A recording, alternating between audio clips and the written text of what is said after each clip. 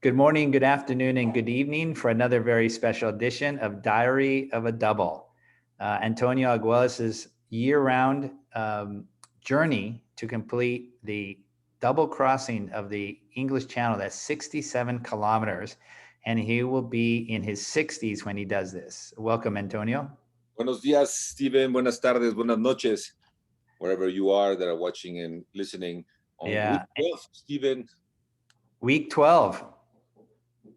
Yeah, we've been on it for 12 weeks. Yes, yeah. And how was your long workout yesterday? My long workout yesterday was long as usual, but Rafa starting, putting more challenges on the way, and I had to go for 3 hours, and we do loops, and as I said, we have three kinds of loops: the long one, the medium one, the short one, and when it really gets tough, it's usually the first round. It's a medium loop, and 40 minutes to just warm up and get into the rhythm. And after that, I had to do five 100s against the current, all out. So that's it gets hurting. You go in R5, it's really all you go fast out. Then I took some water and I ate something, and then I went down, and then I had to come up at R4, doing changes between R4 and R3 all the way up, and then I had to go down, and then I had to go up for about 9 minutes again, R4, which is really challenging you. And then he put me to do something that I haven't done. But remember, I said that one of my goals was to improve my kicking. Well, it has paid off. It has paid off. I've been swimming really well, kicking much more, and so he said I had to go down, doing 30 seconds kicking, 30 seconds swimming, and I said, that's gonna be easy. It's 20 minutes going down and kicking. I mean, that my legs. When I going back again, I told Rafa after 10 minutes coming up where I want to go, it takes me about 22 minutes. After 10 minutes, said the workout is ready. I'm gonna go R1. I'm gonna relax because it was tiring. It was Yeah. tiring. But I did it, and I was happy. The other thing that happened during the week is that we did two speed workouts, and I don't know, but I'm always afraid of speed because that's not something that I've never had, not even when I was younger. And my speed is coming back. Okay. Yesterday, I was able to finish 20 of 50s going out on the one, and my last one was 37 seconds. Nice. And I held about 42, 41, 42 for, most of the time. And then on Tuesday, I had to do some 100s that Rafa wanted at 135, and I did it at 131. So it was a good week. I'm happy. It's a week that I wrote my first blog after many months without writing last weekend, and I said that I was feeling that some good news were going to be arriving. We had the big news that your election. That's something that we all were looking for, Yeah. and personally, I'm very happy of the outcome. But some of the things happening this week for me, Stephen. Yeah. You're talking about what you did the week and how you've been increasing from no workouts during the lockdown period because of COVID, and now you're at week 12, and you've really last week you did a 10,000-meter workout, and this week you did 7 loops. But I was wondering, of all the teammates that you've had in your younger life as a competitive swimmer at Stanford and other places, how many of those teammates are still swimming like you are? None, Yeah. none, none, none, Yeah. none, no, no, no. As a matter of fact, I had a, a dinner with one of them. He was fifth at the Pan American Games in Puerto Rico Okay. in 1975. Very talented guy, Jorge Varela, very, very good swimmer. And he asked me the question, why on hell are you still swimming the way you're swimming? And I said, because I enjoy it. I mean, otherwise, I've not, it's just the enjoyment of going there. But you know what? Yesterday, but the other day when I was doing the 50s, somebody told me, somebody in the next lane at the pool told my coach, told Rafa, I finished at 37 and I was just hyper. I mean, I was happy. I was shouting. Everybody knew I had done 37. And the guy in the next lane said, God, he's behaving like a teenager. and I just went and started working down it. And that's what the freedom that gives me, being in the pool and being in Yeah, the ocean. And I don't have to be, the 60-year-old grandfather, businessman, yeah, et cetera, et cetera, et cetera.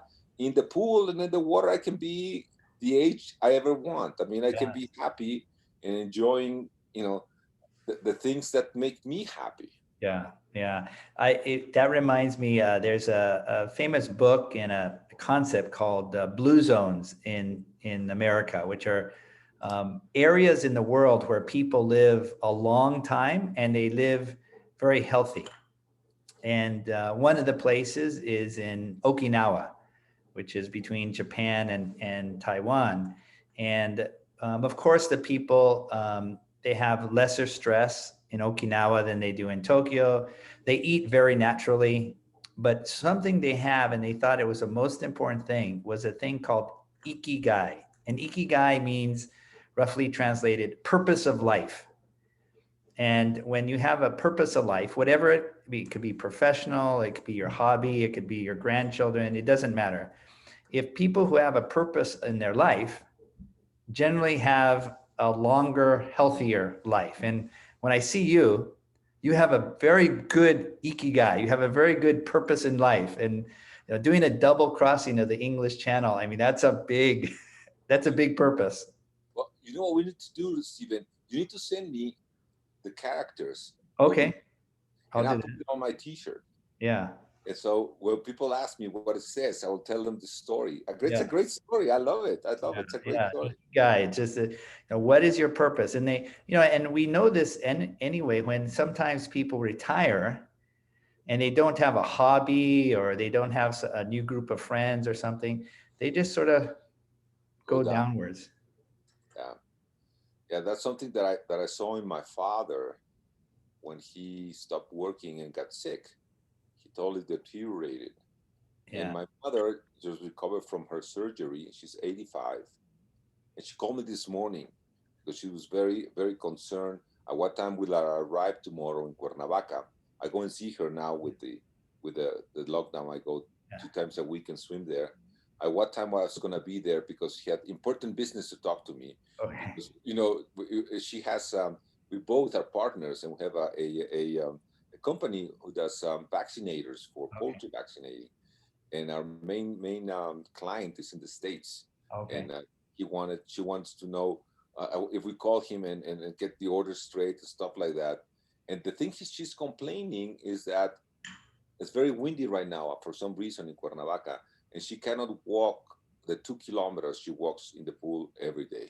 Oh, So yeah, she has an icky one. She yeah. works and wants to be competitive in doing her vaccinators and enjoying her grandchildren and moving and I totally agree with you that Yeah. once you have that, it's a different mentality every day. Yeah. Yeah. And I know this week you were planning and making a pretty interesting, fun program. Can you explain what you're doing, what you Yes, did? yes, Stephen. I have to say that I have this this parallel life where I go into states where I meditate and see things. And last weekend when I wrote my blog, I said that I would get some news this past week, and something really interesting happened. I got an email from Captain Oram telling me that now I have a new window, and maybe you can explain our audience what it means to go from number third in the window to number one. Yeah. Yeah. And this is something I never said it before. Maybe I said it, but we didn't put too much stress on it. But trying to do a double, being the third in the wave, was very risky. Yeah. So when Captain Oran told me that instead of doing it in September, I will be doing at the end of July, and that I had the number one spot, it's like the ocean started clearing, and Yes. very happy about that. Was the first good news that I have. Yeah. Well, for people in the audience, Michael Oram is considered really the gold standard of English Channel piloting. So Antonio will be swimming right next to the boat, parallel to the boat, and Antonio will not be navigating. Antonio's job is to follow the boat, and the boat will actually make a calculation and a plan how to get Antonio across the titles flow in the between England and France in the English Channel. So Michael has probably done, I don't know, 6, 7, 8, 900, over 1,000 people in relays, and so he's very, very knowledgeable on exactly the speed of Antonio and the best way for Antonio to cross. So a very Antonio has the best team around him. And then secondly, if you're first, and because of the popularity of the English Channel, you have people who have the first chance, the second chance, or the third chance. And the first chance means that, if the weather is good, then you go. The person who's on the number 2 slot has to wait for the number 1 person to go, and number 3 has to wait for 1 and 2. So because the weather and conditions in the English Channel are totally unpredictable, you never quite know when you're going to go. But if you're in the number 1 spot, you've got the best chance. 2 lesser and 3rd lesser, and so your chances of having the best conditions are reduced. Now, Antonio's situation is because he has to go to France and then back to England. He needs about a 24-hour period of very, very good weather. Well, he wasn't in number 1 slot, he wasn't in number 2 slot, and he was in the 3rd position. So that means the chances of him having a very good 24-hour period were lower. Now, Captain Noram has invited Antonio to move his swim up from September to July, and now he goes from number 3 past number 2 and to number 1. So Antonio, this is very, very good news. And it is like, as Antonio said, now instead of swimming through heavy chop and rain and wind, now he probably will have some nice, cool, even water. And that's good. Yeah, very happy. But Stephen, going into a journey like this, um, it's very lonely. Yeah. Um, and when we were younger and we had a team, Uh-huh. we had teammates. Yeah. Now I'm very lonely, and so I was surprised because Oh, I'm sorry. Yeah, go ahead. I've been having dreams.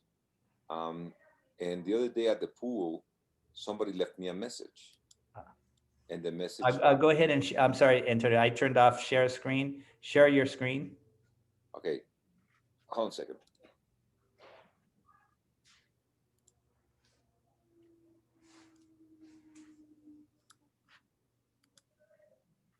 Yeah. There you go. I got news. Somebody left a message for me at the pool, and they said, "Dear Antonio, wait for news." And I didn't know what was that. Then I was swimming the next day, and you see here at the top, it's a little green thing that I don't know what it is, but it was following me. And suddenly, I'm swimming in Cuernavaca, and this parrot arrives, and he tells me, "Hola, Antonio. How are you, Antonio?" And I didn't know what was happening. I've been having dreams of the ocean, of waves, on pirates battling. And suddenly, he asked me out of the blue if I was ready for a new adventure.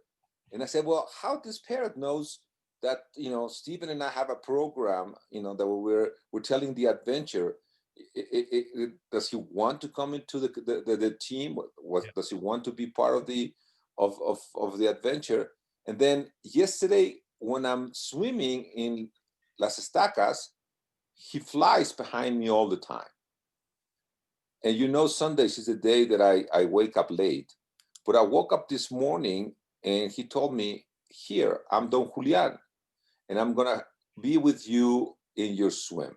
Oh, wow. And I don't know, Stephen, if you remember that as I was a kid, I had an imaginary friend who was a pirate, and his name was Don Julian.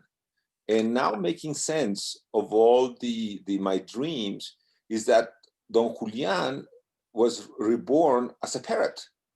So we're gonna have a very experienced pirate in our team who has the ability to see things from the height. He's gonna be flying. And one thing I don't like about Don Julian is that he will be whispering in my ear all the time when I don't behave or when I do the right thing. So I have to keep you informed on what Don Julian is saying in the next weeks. But the thing that concerns me the most is that he surprised me with the half of the map that I don't know, it went somewhere in my life. I mean, I got this half of the map, I got this about 55, 56 years ago, and he found it. And he tells me that we need to find the other half because, he knows that the challenge of going back and forth the English Channel is not something very easy. So the only thing he tells me is that we need to find the other half because there are gates that I'll have to open during my swim. So I don't know what those gates are, Stephen. We're gonna figuring out in the next couple of weeks, but I expect something is gonna happen this week, and we'll see what next. It's week number 13. Yeah. And you know what? I don't believe in luck because luck doesn't exist. I mean, if you believe in luck when you're a swimmer or a sailor, you're going to be lost. I mean, you believe in doing things right. So I think even if it's week 13 and people don't like the number 13, I think we're going to get some facts that are going to help us in our journey.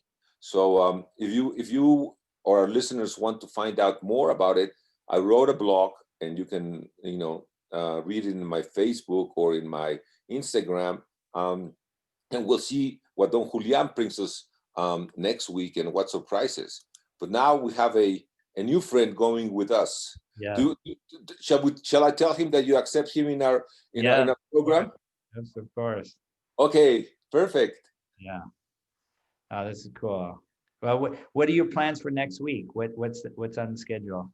I got my workout this morning from Rafa, and since I'm going to La Jolla on the week of the 15th to train, do my first California ocean training, we're gonna go not easy, but not that much mileage. But I have on Thursday, I have to go 3 1500s on different bases. That's gonna hurt. That's one that's gonna hurt. That's not gonna be an easy one. And then I have some speed work on I think on Tuesday, so that I'll have to report next week on those two. Okay. And then the next week I go to California, and I'll be visiting our friend Dan Simonelli. Okay, cool. We'll do some ocean swimming, and I'll get some videos, Yeah. so we can share it with our audience and see how it looks to be in the real ocean. Yeah. Cool. Very nice. Very nice. Well, this was week 12 and we're going up on week 13. So Antonio's still plugging away and all of his former teammates are cheering him on. Yes, indeed. Yeah. Okay. Okay. Take care, Steven. Bye.